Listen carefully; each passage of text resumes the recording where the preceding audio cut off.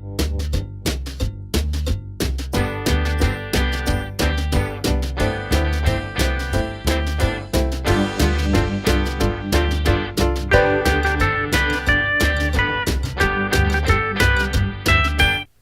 Curt, one of the questions that we get is Austin Food Shed investors, huh?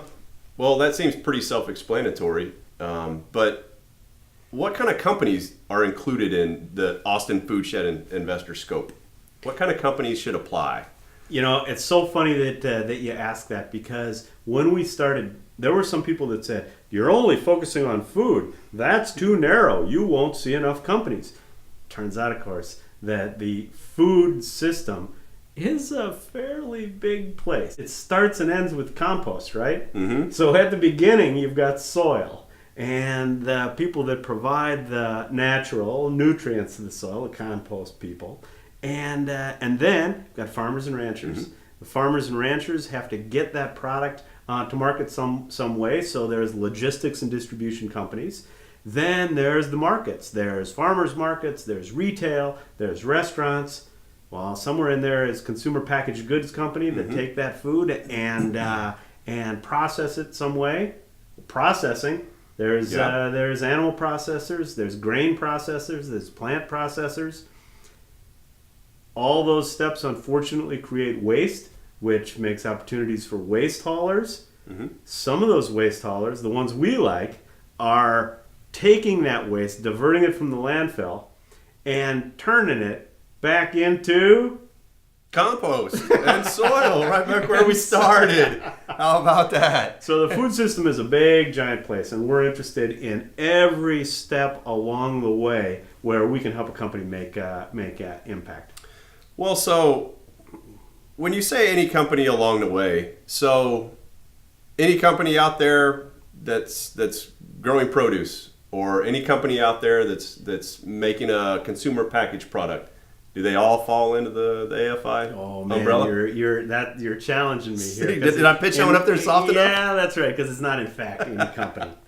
So we only want to deal with companies that have impact embedded in the business model and embedded in the DNA of the entrepreneurs. We only want to deal with companies who, if you take the idea of impact out of their company, they don't even exist. There's no reason to be. The whole thing of making the world a better place is so built into the way that they do business and the kind of people that are running the place that it's impossible to separate the two. So I guess it's not any. Yeah. I guess it's any that are impact companies. Yeah. If they're just regular old greedy, profit at any cost kind of companies, I don't know, how much do you want to have to do with that? That's not anything that I want to be putting my money towards. How about on the different areas? We talked about ranchers and CPG companies and waste companies. How about within those? Is there big companies, little companies, companies that do things in one way or another? What are some that you like the best? Well, I definitely don't have an issue with size. You know, I'm not one of those kinds of people that says, oh, well, that's a big farm, so they can't be doing things right. It's really more back to how they do business and why they do business, and really what they're trying to do with the business. Like you mentioned before, if they're in business to do things the right way, and then the way that they inherently do it is beneficial, then I don't see any reason for them to not be able to grow and succeed and to continue to do more of that. Because if they're doing good things with the business that they're in, the larger their business gets, ideally that's a larger impact that they're going to be able to have. Mm-hmm.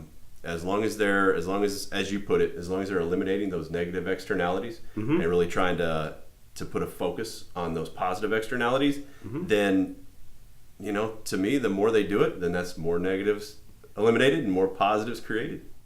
What's the for companies that are thinking about raising money? What's the lowest amount of capital that we would even look at? Well, what's the lowest loan? What's the smallest loan we've done to date? I think it was about $11,000. I think it's about $11,000 $11,000 through yeah.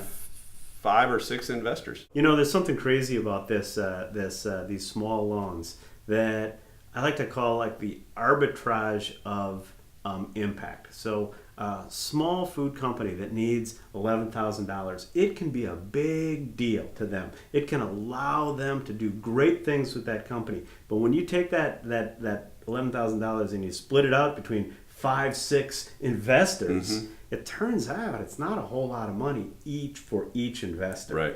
And so even if things don't go exactly as planned, the investors don't really face horrible consequences. Right.